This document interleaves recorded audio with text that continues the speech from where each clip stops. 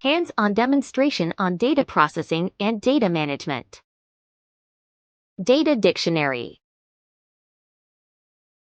So we go on to the next worksheet. As you notice, ayan, data dictionary.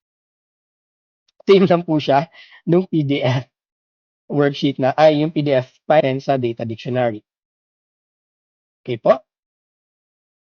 So technically, ito lang po yung Excel version nung sinend nating PDF version kanina. Wala pong pinagkaiba, same na same. Okay? Yung need lang po nitong data dictionary ng worksheet is if may gagamit po ng database natin na hindi nyo na kailangang i-explain sa kanila paano nag-work yung database, kung paano mag-input, bigay nyo na lang po itong database nyo na may kasamang data dictionary. Kasi once makita nila yung data dictionary, dapat enough na po yun. Na naintindihan na nila kung ano yung input, ganyan, ano lang i-absorb na value, anong data type siya, ganyan. Okay po?